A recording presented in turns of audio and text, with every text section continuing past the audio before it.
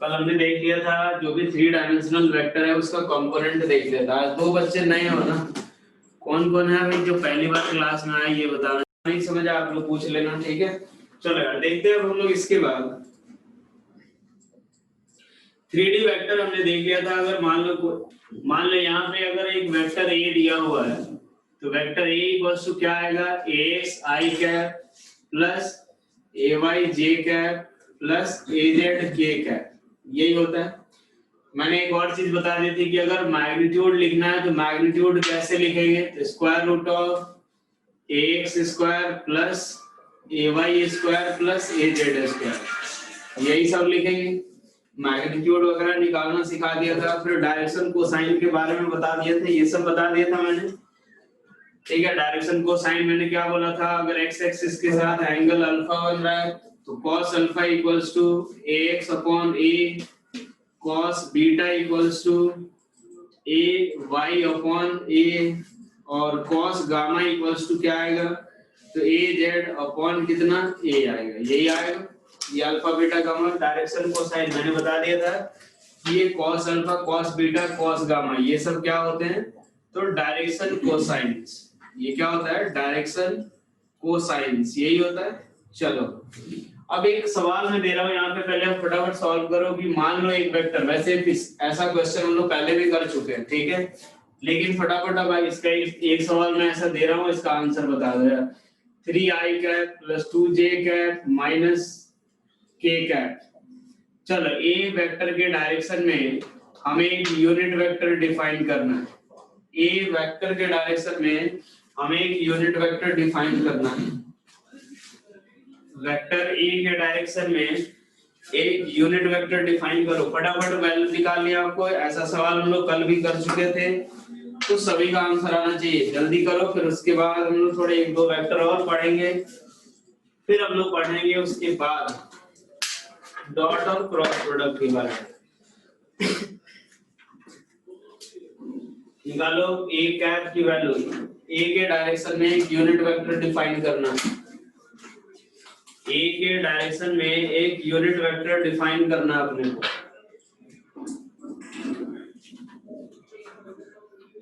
ए vector के direction में एक यूनिट वेक्टर डिफाइन करो।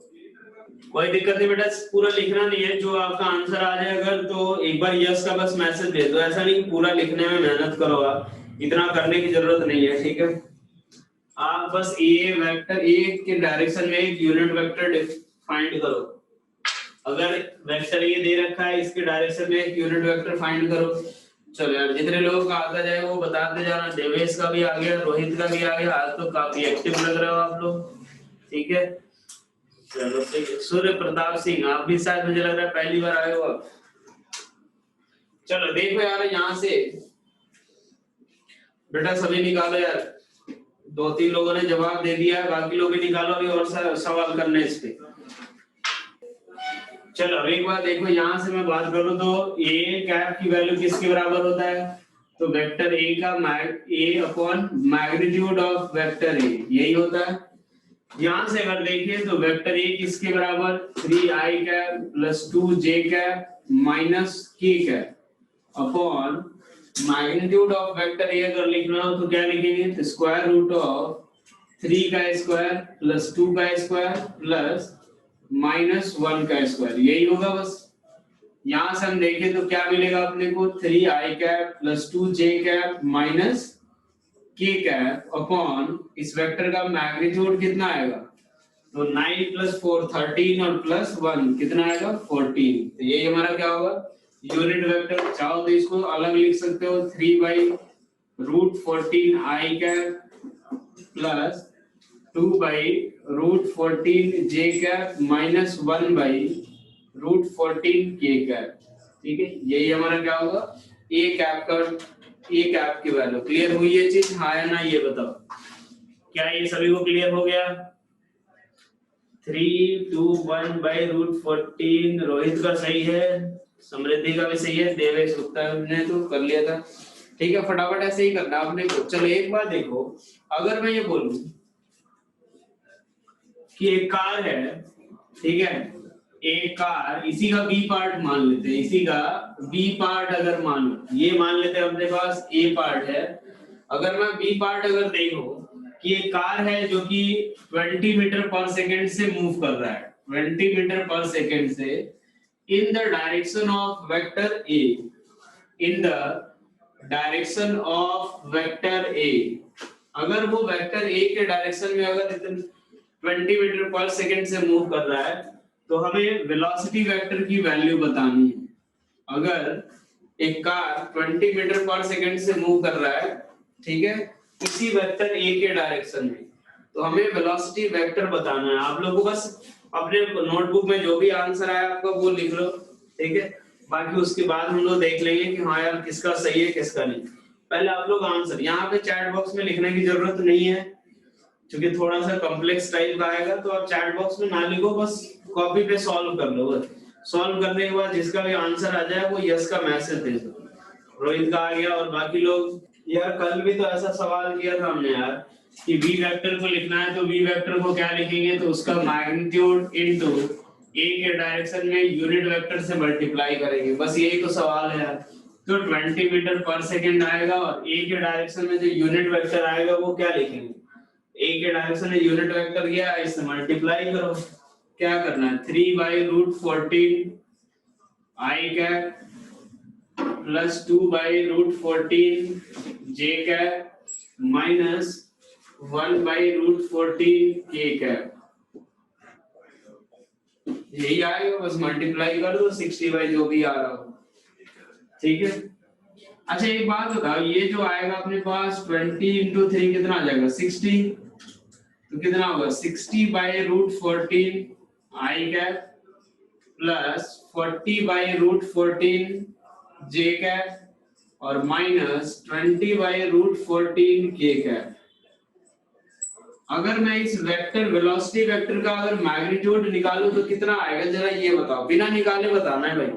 अगर इस वेलोसिटी वेक्टर का मैग्नीट्यूड मैं निकालूं तो कितना आएगा, ये बताओ।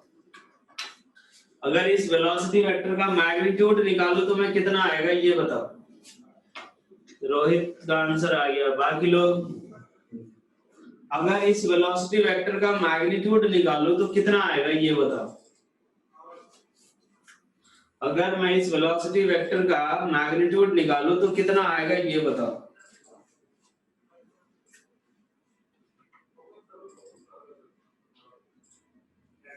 इस वेलोसिटी वेक्टर का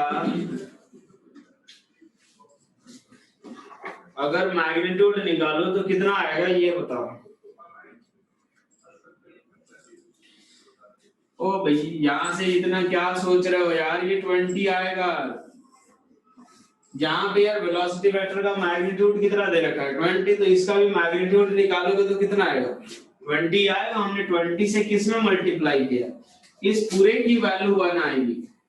वो जो सर्कल मैंने किया है उस पूरे की वैल्यू 1 आएगी, इस पूरे की वैल्यू 1 आएगी। इसका मैग्नीट्यूड निकालेंगे 1 है, तो 20 × 1 आखिर कितना आएगा 20 तो आएगा। ये तो बस डायरेक्शन के लिए यूज करते हैं।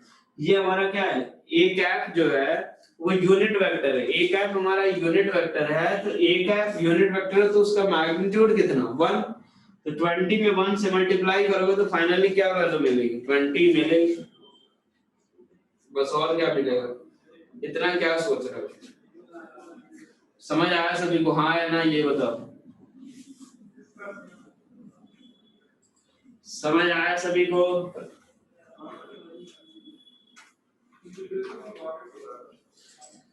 चलो नेक्स्ट अब हम इसके बाद देखते हैं, एक तो ही हो गया। चलो एक और रिलेशन मैंने बताया था अल्फा बीटा गामा के बीच में, cos square alpha, cos square beta और कॉस स्क्वायर गामा, इन सब की वैल्यू मैंने बताई थी एक बार, ठीक है। इन सब के स्क्वायर का जो सम आएगा वो किसके बराबर होगा, ठीक है। चलो यार एक सवाल हम लोग करते हैं कि यहाँ से कि मान लो एक वेक्टर ए है जो कि एक्स एक्सिस के साथ 37 डिग्री का एंगल बना रहा है, वाई एक्सिस के साथ 60 डिग्री का एंगल बना रहा है, तो जेड एक्सिस के साथ कितना एंगल बनाएगा वो हमें फाइंड करना है।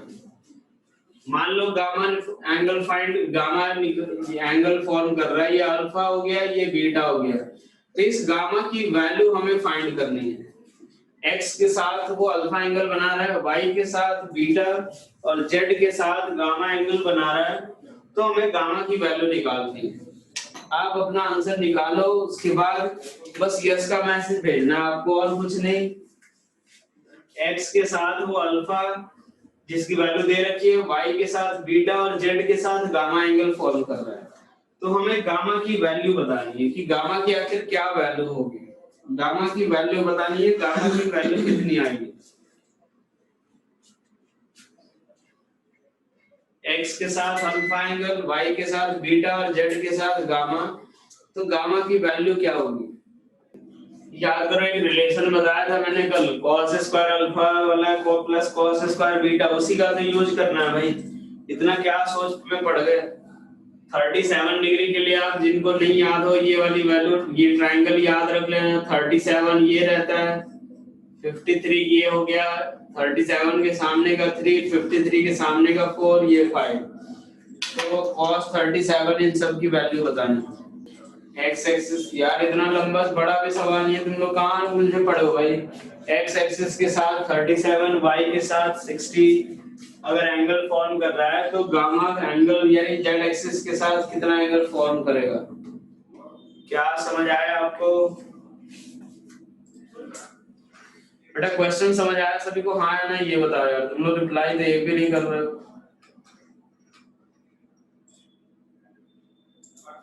एक बार देखो यार, जब भी ये अल्फा बीटा गामा के बीच रिलेशन निकालना है ना, तो देखो यार ये cos स्क्वायर अल्फा है प्लस ये वैल्यू हर जगह वैलिड है 3D वाले के लिए, cos square alpha plus cos square beta plus cos square gamma, कल ही निकाला था अपन ने, किसके बराबर, 1 के बराबर। ठीक है, यहां से देख लो यार, बस इसमें क्या करना है, cos स्क्वायर यानी cos 37 का स्क्वायर प्लस बीटा की जगह पे क्या करेंगे cos 60 का स्क्वायर और प्लस गामा की जगह पे cos square gamma equals to कितना लिखेंगे 1 के बराबर, यही आएगा। cos स्क्वायर 37, cos 37 किसके बराबर होगा, बेस अपॉन हाइपोटेनस, कितना होगा 4/5 यानी 16/25 के बराबर, प्लस cos 60 कितना होगा 1/2 यानी 1/4 plus cos square gamma equals to कितना होगा 1। अब यहां से देखो cos square gamma equals to किसके बराबर होगा, तो 1 माइनस 1/4 कितना आ जाएगा 3/4 माइनस 16/25, यही आएगा। तो देखो यार cos square gamma equals to कितना 75 माइनस 64, इससे इसको मल्टीप्लाई किया कितना हो जाएगा 11/100, 11/100।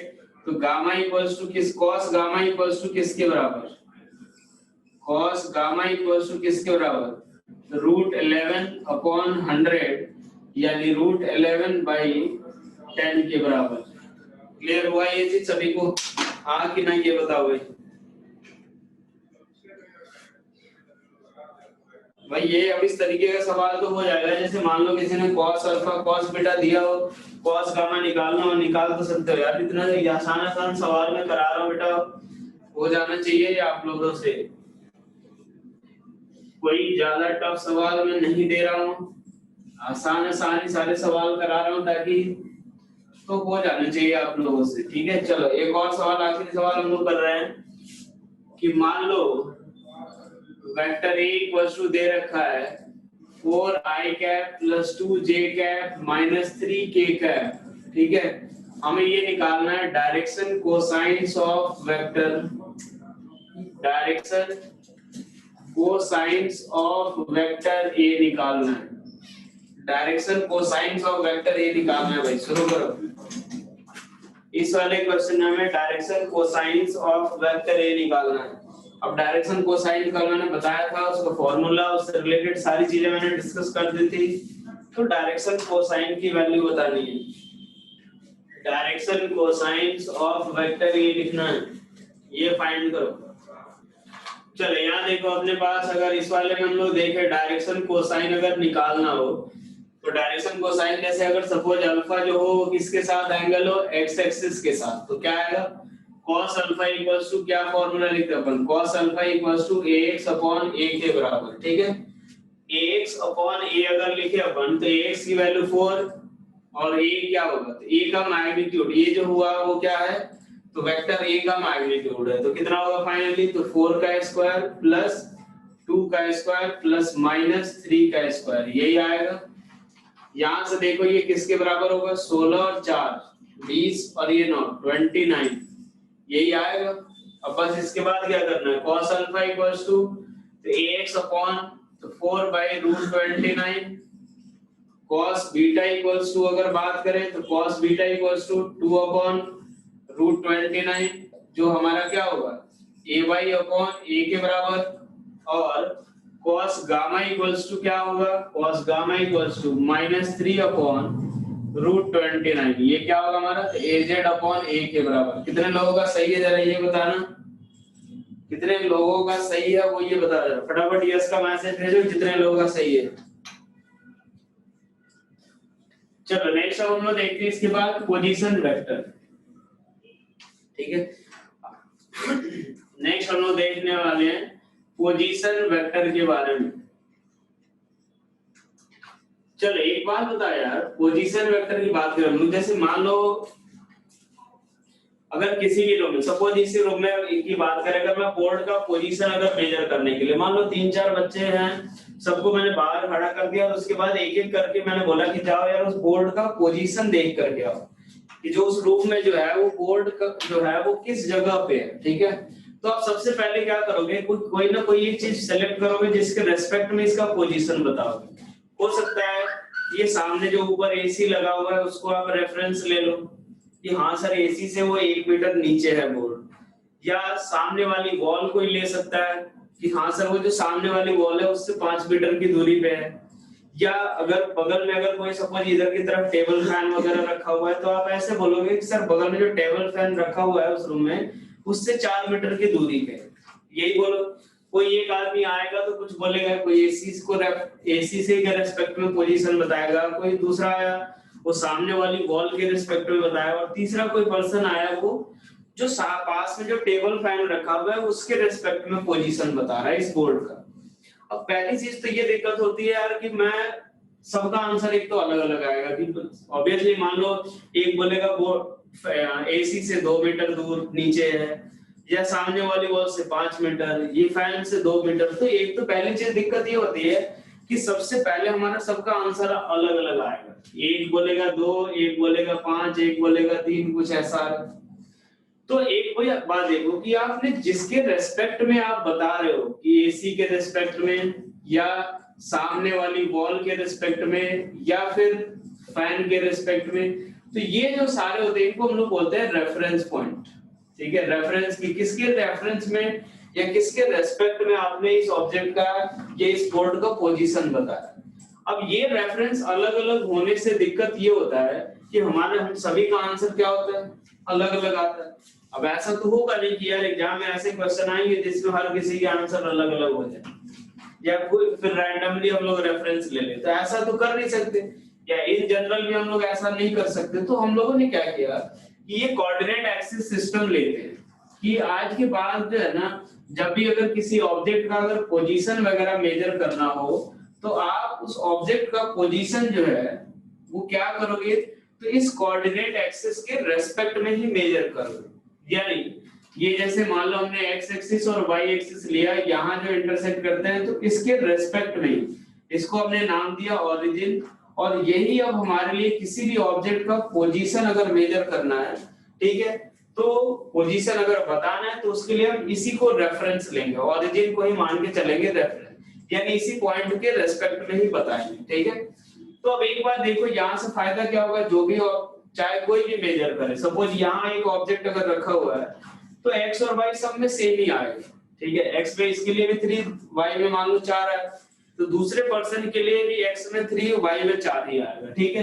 तो पहली प्रॉब्लम तो ये दूर हो गई कि हमारा ये जो अलग अलग आंसर था वो प्रॉब्लम दूर हो गया।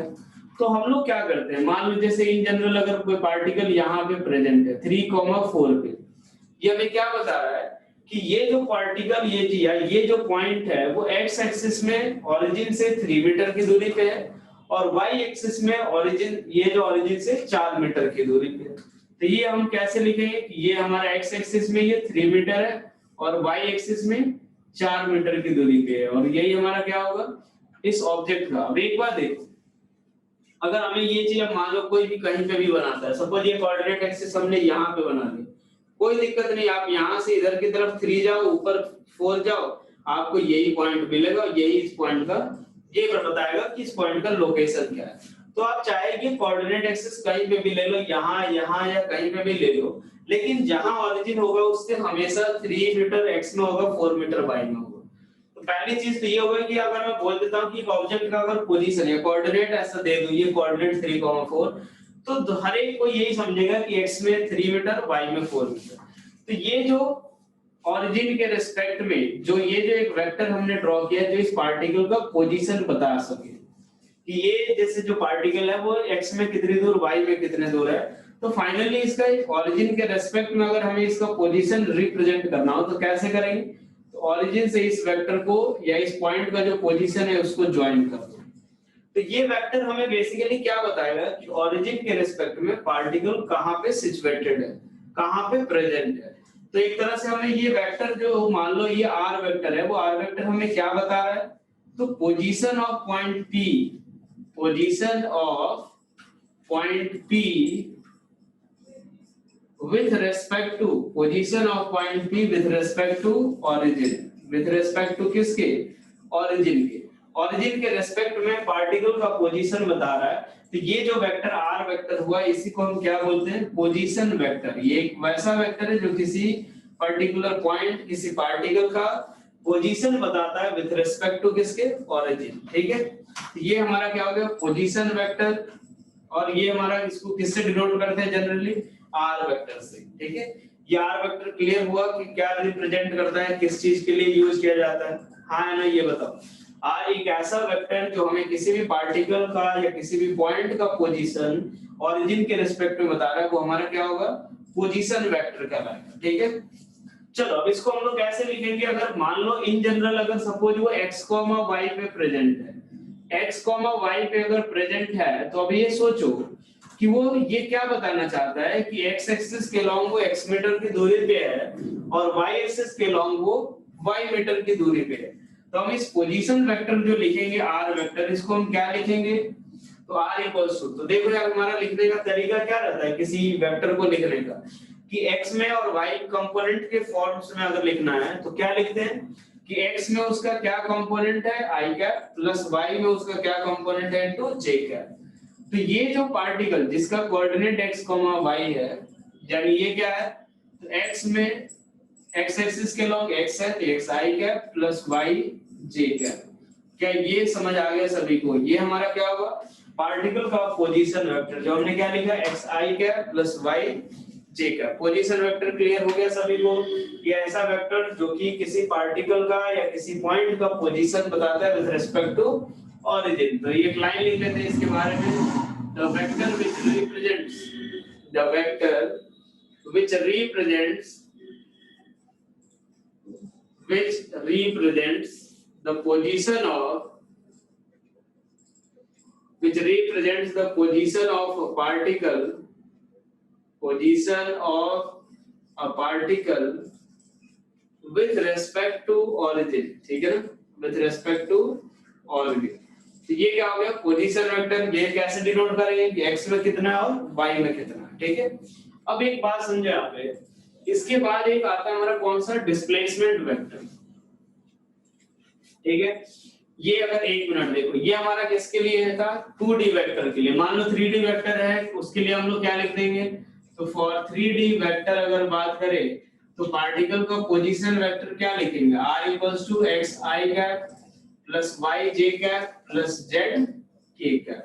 ये हमारा क्या हो जाएगा पार्टिकल का पोजीशन वेक्टर, किसके, वो 3D वेक्टर। ठीक है, यानी उसका x में भी कुछ पार्ट रहेगा, y में भी और कुछ z में भी। क्लियर यहाँ तक सभी को, हाँ या ना ये बताओ। ये पोजीशन वेक्टर क्या होता है, कैसे रिप्रेजेंट करेंगे, समझ आ गया सभी को। चलो अब इसके बाद एक आता है हमारा डिस्प्लेसमेंट वेक्टर। नेक्स्ट हमारा क्या होता है, डिस्प्लेसमेंट वेक्टर। ये चीज ध्यान रखना, जब आप काइनेमेटिक्स पढ़ोगे फिर से वो वहां पे दोबारा आएगा, लेकिन वहां पे थोड़ा सा हम अलग तरीके से देखेंगे। ठीक है, डिफाइन करने का तरीका थोड़ा चेंज होगा और कुछ नहीं। डिफाइन इन द सेंस मतलब मैथमेटिकल एक्सप्रेशन। यहां से देखो ये y एक्सिस हो गया, ये x एक्सिस हो गया।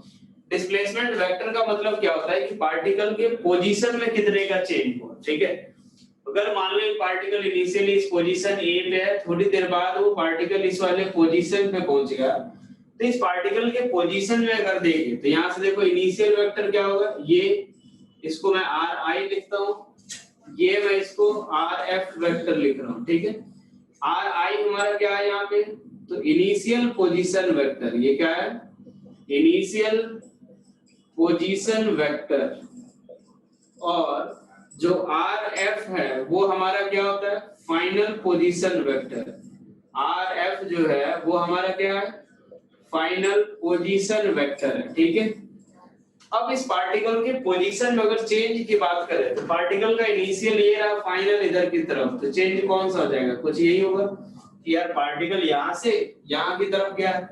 इसको हम किससे लिखते हैं, डेल्टा आर से डिनोट करते हैं। किससे डिनोट करेंगे, डेल्टा आर से। अब एक बात देखो, from triangle law of vector addition की बात करें, from triangle law of vector addition, अगर उससे देखें फ्रॉम ट्राइंगल लॉ ऑफ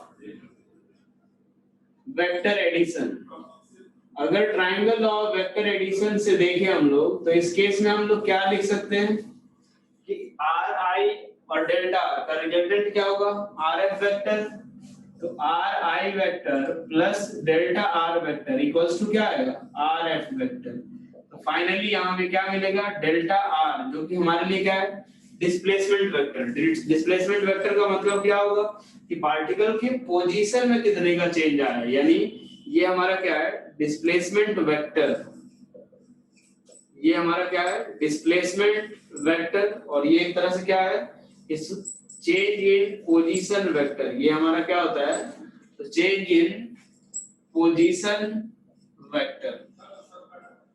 ठीक है, अब एक बात समझो, डेल्टा आर इक्वल्स टू क्या लिख सकते हैं, are f vector minus are i vector. ठीक है, यहां तक क्लियर हो गया सभी को। ये डिस्प्लेसमेंट वेक्टर क्या होगा, delta r vector equals to क्या आएगा, आर एफ वेक्टर माइनस कितना, आर आई वेक्टर। अब एक बात देखो, मान लो कि आर आई वेक्टर का ये जो पॉइंट 1 है, इसका कोऑर्डिनेट दे रखा है x1, y1, z1, और इसका कोऑर्डिनेट दे रखा है x2, y2, z2। ठीक है, तो अगर मुझे आर आई वेक्टर लिखना हो, आर आई वेक्टर, तो देखो यार मैंने अभी क्या बताया था, x कंपोनेंट, y का कंपोनेंट और z।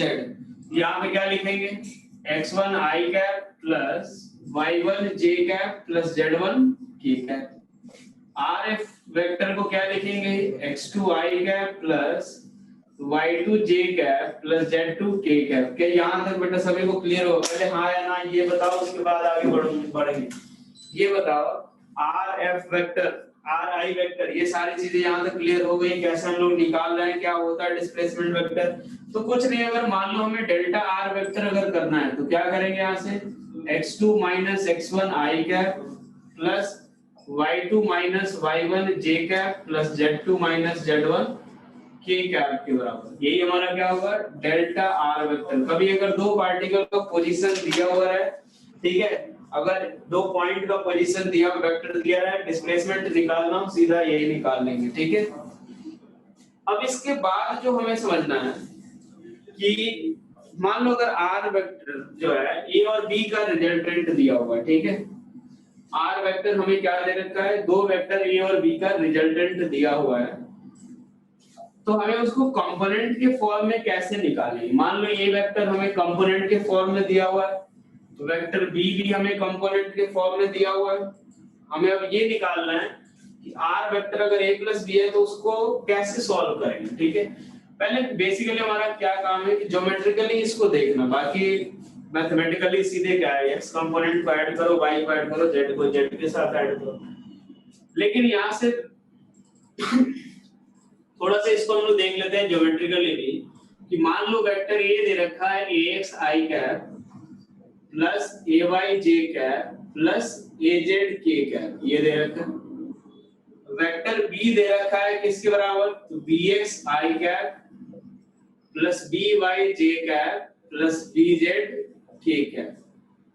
वेक्टर a और वेक्टर b दे रखा है। ये दे रखा है एक पार्ट कि r vector equals to a plus b दे रखा है, यानी r वेक्टर जो है वो a और b दोनों का रिजल्टेंट है। ठीक है, r वेक्टर जो है वो a और b दोनों का रिजल्टेंट है। तो हमें इसमें r की वैल्यू निकालनी है। चलो यार मान लेते हैं ये हमने x एक्सिस ले लिया और ये हमने y एक्सिस ले लिया। ठीक है भाई, एक x एक्सिस ले लिया, एक y एक्सिस। यहां से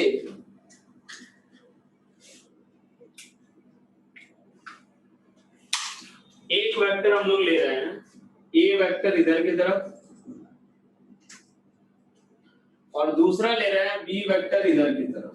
ठीक है, अब एक बात समझो, r equals to a plus b है। r इक्वल्स टू हमें क्या दे रखा है, a plus b। a plus b दिया हुआ है, मतलब इसका रिजल्टेंट ड्रॉ करना हो तो क्या करेंगे, तो a के टेल से b के हेड को ज्वाइन करेंगे। a के टेल से b के हेड को ज्वाइन करो, r वेक्टर इक्वल्स टू क्या आएगा, तो vector a plus vector b, यही आएगा। r वेक्टर इक्वल्स टू क्या आएगा, तो vector a plus vector b। ठीक है भाई, आ गया यहाँ पे। अब थोड़ा सा अब इसमें ध्यान से देखना है, ये a वेक्टर लिखा हुआ है ax I cap plus ay j cap. पहले एक काम करते हैं, 2D के लिए बात करते हैं अपन। ठीक है, 2D के लिए निकल जाएगा, 3D के लिए वैसे लिख देंगे। तो x और y आ गए। 2D में फायदा रहता है थोड़ा विजुअलाइजेशन अच्छे से हो जाएगा। अगर मान लो मुझे ये लिखना हो a वेक्टर, तो ये बताना ये हमारा क्या ax होना चाहिए और ये हमारा ay होना चाहिए। क्या ये बताओ, हाँ कि ना? अगर मैं ये अगर यहाँ से परपेंडिकुलर ड्रॉ करूं तो ये हमारा x कंपोनेंट और ये हमारा y कंपोनेंट, यस और नो ये बताओ भाई, x और y कंपोनेंट। अगर हम b की बात करें तो जब b की बात करें तो ये हमारा क्या होगा, ये हमारा इसका x कंपोनेंट होगा। ठीक है, ये हमारा x कंपोनेंट होगा और ये हमारा y कंपोनेंट होगा। यानी ये हमारे लिए bx होगा और ये हमारे लिए by होगा। ये बताओ हाँ या ना? ये हमारा bx, ये हमारा by, यस कि नो? फटाफट बोलो जल्दी से भाई। यहाँ से परपेंडिकुलर मैंने ड्रॉ किया। देखो यार, जहां से वेक्टर शुरू होता है वहीं पे तो ड्रॉ करते हैं। वहां से एक लाइन ऐसी और एक लाइन ऐसी। यहाँ से वेक्टर b है, एक लाइन ऐसी और दूसरी लाइन ऐसी ड्रॉ कर दी। तो ये हमारा bx हो गया, ये हमारा by हो गया। ठीक है, अब एक बात देखो इधर, ये bx और by मिल गया अपने को, क्लियर है? अब अगर मैं रिजल्टेंट r वेक्टर, ये हमारे लिए एक r वेक्टर है, अगर हमें इसका x कंपोनेंट लिखना हो, यहां से परपेंडिकुलर ड्रॉ करेंगे और मुझे लगता है कि ये पूरा rx होना चाहिए और ये पूरा जो होगा वो ry होना चाहिए। क्या आपको भी यही लग रहा है? ये r वेक्टर है, इसका ये पूरा जो कंपोनेंट आएगा वो rx होगा, ये पूरा जो आएगा वो ry कंपोनेंट आएगा। हाँ या ना? ये पूरा ry, ये पूरा rx हो जाएगा। अब एक बात समझो कि यहाँ से हम rx वेक्टर, r वेक्टर अगर लिखना चाहें, r वेक्टर अगर लिखना चाहें तो क्या लिखेंगे, rx I cap plus ry j cap. अगर r वेक्टर लिखना चाहें तो क्या लिखेंगे, rx I cap plus ry j cap. तरीका तो यही रहता है, किसी एक वेक्टर को अगर लिखना है x और y कंपोनेंट तो उसका x component rx I cap, y component ry j cap. rx की वैल्यू देखो, क्या यहाँ से मैं ax प्लस bx लिख सकता हूँ क्या? rx की जगह पे क्या मैं ax प्लस bx लिख सकता हूँ क्या? ये पूरा equals to this one plus this one, हाँ या ना? rx equals to ax plus bx। ठीक है, और ry की जगह पे मैं क्या लिखूंगा, तो ये ay plus by। ry equals to क्या आ जाएगा, ay प्लस by के बराबर, ये आएगा। चलो आगे अब इस वाले में पुट करें तो r vector equals to finally क्या आएगा अपने को, तो ax plus bx I cap plus a y plus b y j cap, ये आएगा। यानी सिंपली हमें क्या बोला जा रहा है, यहाँ से हमें क्या मिल रहा है कि अगर आपको आर वेक्टर निकालना हो, आर और जो है वो ए और बी दोनों का समेशन है, तो क्या करोगे आप, क्या करना अपने को, तो ए और बी दोनों का एक्स कंपोनेंट ऐड करो, ए और बी दोनों का वाई कंपोनेंट ऐड करो, तो फिर हमें एक्स और इसका वाई कंपोनेंट मिल जाएगा। क्लियर हो गया ये चीज, हाँ कि ना? क्या ये पार्ट क्लियर हो गया आपको? जल्दी बताओ भाई, क्लियर हो गया? चलो ओके, नेक्स्ट अब हम लोग आगे बढ़ते हैं। इसके बाद अगर हम लोग आगे बढ़े तो जैसे मान लो अगर ये दिया हुआ है, एक दो सवाल कर लेते हैं क्योंकि कभी कभी इस टाइप का भी क्वेश्चन आ जाता है, ठीक है? यहां से देखो, मान लो अपने पास वेक्टर ए इक्वल्स टू अगर आ गया 3i cap plus 2j cap plus k cap, ठीक है? ये एक बार देखो, वो 2d के लिए देखा था अपन ने, 3d के लिए क्या आ जाएगा, तो ax plus bx plus ax plus bx करोगे, ay प्लस by करोगे, फिर az प्लस bz करोगे। यहाँ देखो a वेक्टर इक्वल्स टू क्या आ गया, 3i cap plus 2j cap plus k cap, b vector equals to क्या आ गया, 2i cap minus j cap plus 4k cap, ये आ गया। अगर हमसे ये पूछा जाए पहला सवाल कि r वेक्टर इक्वल्स टू आप a प्लस d वेक्टर अगर है तो a प्लस b की वैल्यू बताओ, क्या करोगे आप, तो दोनों का x कंपोनेंट ऐड करो, क्या आएगा 5i कैप, दोनों का y 2 minus 1 j cap, 4 plus 1 5k cap. क्या ये समझ आ गया सभी को, हाँ कि ना? ये बताओ, अगर जब भी आपको a और b दे रखा हो, दोनों का x component y component z दे रखा हो, तो क्या करना है आपको, दोनों का x y z तीनों को ऐड कर देना। चलो नेक्स्ट अब हम लोग देखते हैं इसके बाद कि मान लो r vector equals to vector a minus b लिखा हो, चलो इसकी वैल्यू बताओ फटाफट, एक दो सवाल करने हैं तो अलग अलग टाइप के जो आते हैं, थोड़ा बहुत थोड़ा आइडिया लग जाएगा, उसके बाद इसमें कुछ करने का। हाँ, a माइनस b, एक एक लाइन का सवाल बिना कॉपी पेन चलाए। a माइनस b की वैल्यू बताओ, r vector equals to a minus b, r vector equals to vector a minus vector b बताओ। चलो यहां से देखो, r vector equals to a minus b करना है, 3 माइनस 2 करो i cap plus 2 minus minus 1, तो 2 प्लस 1 हो जाएगा, और 1 माइनस 4 ठीक है, क्या आएगा 3 minus 2 i cap plus 3 j cap minus 3 k cap, ये आ गया। चलो एक और इसमें क्या पूछ दिया जाए, जैसे मान लो r vector equals to a plus 2b अगर पूछ दिया जाए, a प्लस 2b, तो देखो यार a प्लस 2b है, मतलब यहाँ से आपको b के सारे b को जो है वो पूरे को 2 से मल्टीप्लाई करना है, ठीक है? b को पूरे से मल्टीप्लाई करना है 2 से, a प्लस 2b करना अपने को याद कर रहे हैं, b में पूरे को 2 से मल्टीप्लाई करना है। चलो देखो यार, यहाँ पे हमें क्या करना है, a प्लस 2b, तो इसमें 2 से मल्टीप्लाई कर दो तो कितना आएगा, पहले तो किसको किसको ऐड करना है वो चीज लिख दो, तो 3i कैप 2b की वैल्यू निकाल लो, 2b वेक्टर क्या होगा, पूरे में 2 से मल्टीप्लाई करो, क्या आएगा 4i cap minus 2j cap plus 8k cap, ठीक है? यहाँ से a और 2b को ऐड करना है, कितना होगा 3 प्लस 4 7i कैप, 2 और minus 2 2 minus 2 0 plus 1 plus 8 9k का, यही आंसर हो जाएगा। कितने लोगों का सही है, फटाफट बोलो जल्दी से भाई, कितने लोगों का सही है? ओके चलो ये तो हो गया यार। अब जैसे मान लो इसमें कोई भी कॉम्बिनेशन मतलब पूछ सकते हैं, a minus 3b a minus 4/5b, फिर वो जैसे एक दो वेक्टर और दे दे, a plus a b c दे दे, उसमें से a plus b minus c कर दे, ठीक है?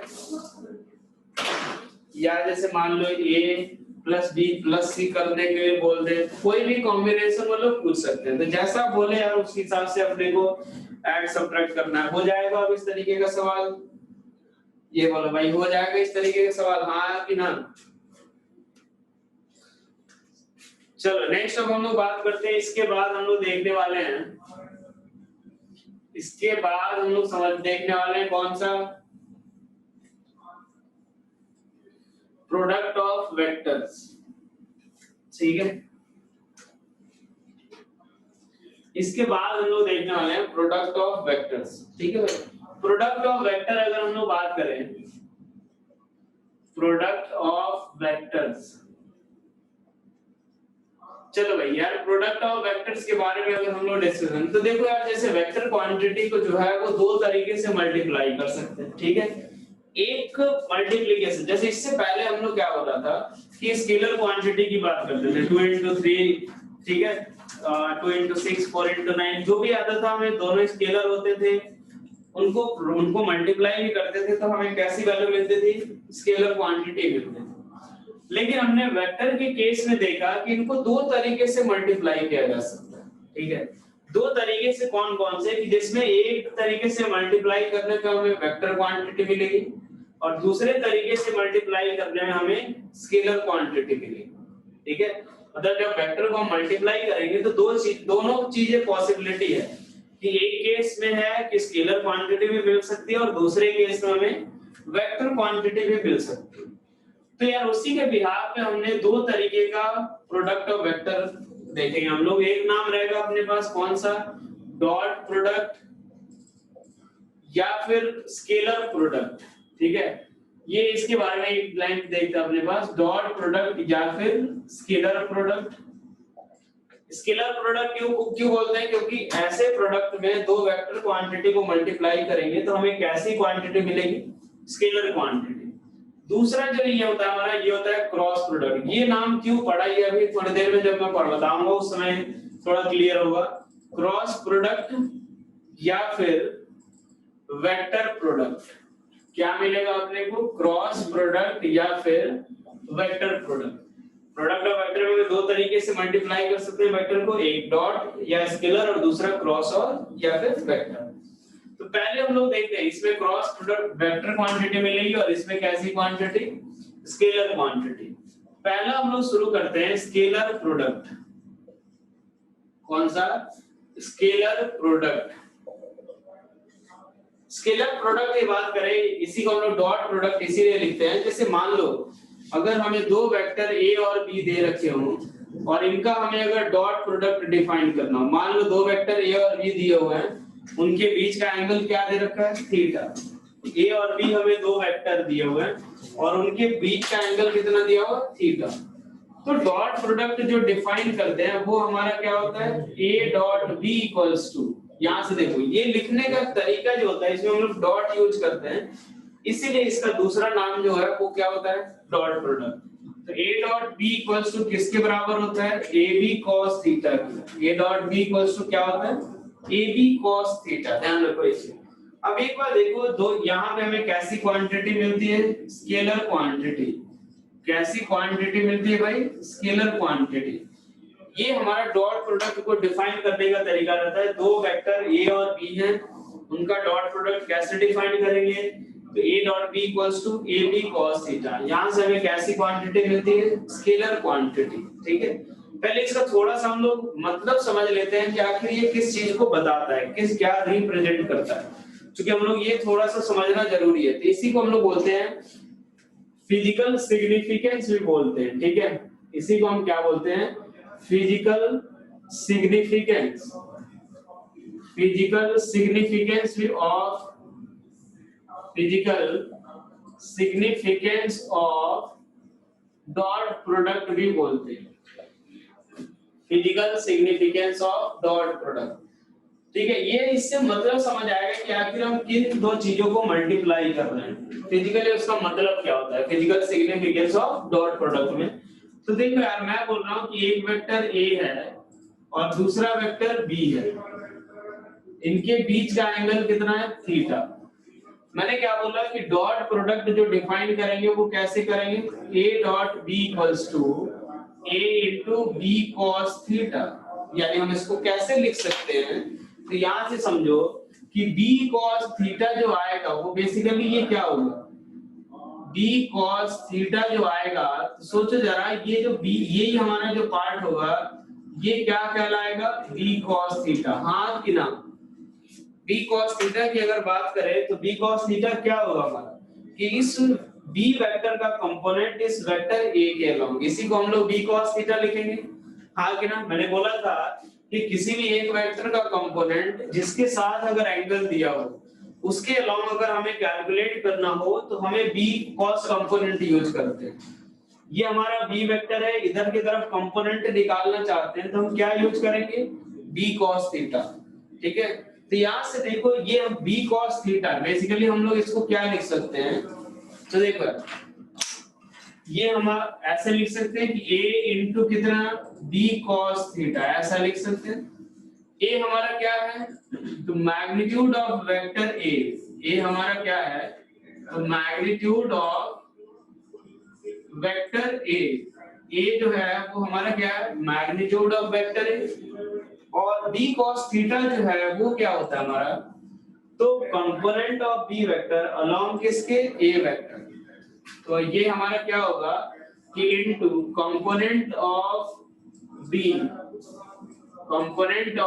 वेक्टर अलोंग किसके, अलोंग वेक्टर a के। अब एक बात समझो कि अगर हम डॉट प्रोडक्ट अगर निकाल रहे हैं, इसका मतलब हम क्या करना चाहते हैं कि एक वेक्टर का मैग्नीट्यूड और दूसरे वेक्टर का कंपोनेंट पहले के जो अलोंग है उन दोनों को मल्टीप्लाई करना चाहते हैं। जैसे a into B cos theta, a into B cos theta यानी a का magnitude into b cos theta क्या है हमारा, तो वेक्टर b का मैग्नीट्यूड, सॉरी वेक्टर b का कंपोनेंट किसके अलोंग, a के अलोंग, तो ये हमारा क्या होगा b cos थीटा। ठीक है, तो ये क्या होगा magnitude of a into component of b along vector a। थोड़ा सा इसको और अपन ऐसे समझते हैं। ठीक है, a डॉट b को इसमें एक और तरीके से हम लोग समझ सकते हैं ऐसे कि मान लो कि ये हमारा वेक्टर a है और ये हमारा वेक्टर d है। ठीक है भाई अपने पास, ये मान लो इनके बीच का एंगल कितना, थीटा। अब यहां से अगर देखें a dot b equals to क्या लिखते हैं हम लोग, a dot b equals to क्या लिखेंगे, तो ab cos थीटा ये लिखेंगे। तो फाइनली यहां से हम लोग क्या लिख सकते हैं, b into a cos theta. क्या इसको ऐसे लिख सकते हैं क्या, ये बताना पहले, क्या हम इसको b into a cos theta लिख सकते हैं क्या, हाँ कि ना, b into a cos theta. अब एक बात समझो जरा, यहाँ पे जो a cos थीटा है वो a cos थीटा क्या है, यहाँ से ये जो है a cos थीटा यही है, ये हमारा क्या है a cos theta. a cos theta क्या हो गया, तो component of a vector along किसके, b वेक्टर है। तो ये हमारा क्या है बेसिकली कि a का कंपोनेंट किसके अलोंग, b के अलोंग, a का कंपोनेंट किसके अलोंग, b के अलोंग। तो हम लोग यहां से हम इसको क्या लिख सकते हैं कि magnitude of vector a, magnitude of vector a into a cos theta हमारा क्या होगा, तो a का कंपोनेंट किसके अलोंग, b के अलोंग। तो हम इसको क्या लिखेंगे, तो component of vector a along किसके, तो अलोंग वेक्टर b के, यही हमारा हो जाएगा। a का कंपोनेंट किसके अलोंग, b के अलोंग, तो यही हमारा क्या होगा ba cos थीटा। यानी एक बात समझो कि अगर आप a डॉट b करना चाहते हो तो a डॉट b हमें क्या बताना चाहता है कि किसी एक वेक्टर का मैग्नीट्यूड, जैसे यहाँ पे मैग्नीट्यूड ऑफ a, अरे यार एक मिनट, ये मैग्नीट्यूड ऑफ b होगा ना, यानी ये क्या है, जैसे कि अगर दोनों को मल्टीप्लाई करना चाहते हैं यानी एक वेक्टर का मैग्नीट्यूड इनटू क्या होगा, तो दूसरे का कंपोनेंट पहले के लो। जैसे यहाँ पे जिस वेक्टर का मैग्नीट्यूड मैं ले रहा हूँ a इनटू क्या कर रहा है, कंपोनेंट ऑफ b अलोंग किसके, वेक्टर है। यहाँ पे क्या कर रहा हूँ मैं, तो magnitude of b into component of a along, जैसे इसका मैग्नीट्यूड इनटू इसका कंपोनेंट इसके अलोंग, या फिर इसका मैग्नीट्यूड इनटू इसका कंपोनेंट इसके अलोंग। तो यही हमारा क्या कहलाता है a डॉट b। तो दो क्वांटिटी, दो वेक्टर का अगर डॉट प्रोडक्ट कर रहा है तो बेसिकली हमें क्या करना रहता है कि एक वेक्टर का मैग्नीट्यूड इनटू दूसरे का कंपोनेंट पहले के रो। क्लियर हुआ क्या? इन्हीं दोनों चीजों को हम मल्टीप्लाई करते हैं जब भी हमें डॉट प्रोडक्ट करना हो। क्या ये चीज क्लियर हो गया सभी को? हाँ कि ना? चलो नेक्स्ट, अब इसके बाद हम लोग देखते हैं, इसके बाद हमें थोड़ा सा अलग थोड़ा सा केस समझ लेते हैं कि जब थीटा 0 हो, थीटा 180 हो, थीटा 90 हो। ठीक है, यहां से फर्स्ट केस देखते हैं। केस फर्स्ट कि मान लो इफ थीटा इक्वल्स टू क्या दे रखा हो, 0 डिग्री। थीटा इक्वल्स टू क्या दे रखा हो, 0 डिग्री। यानी दोनों वेक्टर क्या हो, एक दूसरे के पैरेलल हो। एक वेक्टर ए हो गया, दूसरा वेक्टर बी, दोनों एक दूसरे के पैरेलल। तो यहां से a डॉट b जो आएगा वो किसके बराबर, a b cos 0 degree. a b cos 0 degree. तो यहां से हमें क्या मिलेगा, a dot b equals to किसके बराबर, तो a इंटू बी। और यही हमारी क्या होगी, मैक्सिमम वैल्यू होगी। क्योंकि जब theta max cos theta maximum, तो हमें किसकी मैक्सिमम वैल्यू मिलेगी, a डॉट b की। केस 2 देखते हैं हम लोग। Case 2, if theta equals to 90 degree हो, थीटा इक्वल्स टू 90 डिग्री हो, यानी एक वेक्टर अगर इधर की तरफ a हो और दूसरा वेक्टर इधर के डायरेक्शन में b। ठीक है, ये थीटा कितना, 90 डिग्री। यहां से अगर हम बात करें तो a dot b equals to किसके बराबर होगा, तो ab cos 90 डिग्री के बराबर। cos 90 कितना होगा, 0। यानी a डॉट b किसके बराबर होगा, a डॉट b किसके बराबर, 0 के बराबर। क्लियर हुआ? एक और केस देखो कि केस थर्ड अगर हम लोग बात करें, केस थर्ड कि जब थीटा इक्वल्स टू क्या हो जाए, 180 डिग्री। थीटा इक्वल्स टू क्या हो, 180 डिग्री। यानी वेक्टर a इधर की तरफ हो और वेक्टर b इधर के डायरेक्शन। तो इनके बीच का एंगल कितना होता है, 180 डिग्री। भाई ये सब तो समझ आ रहा है ना? यहां से देखो a dot b equals to हम लोग क्या लिखेंगे, तो a b cos 180 degree. cos 180 degree किसके बराबर, -1। तो ये कितना आ जाएगा, माइनस ऑफ ए बी। और यही हमारी क्या होगी, minimum value. a dot b की मिनिमम वैल्यू होती है। ठीक है, क्या यहां तक समझ आ गया सभी को? हाँ कि ना? ये बताओ भाई, समझ आया सभी को?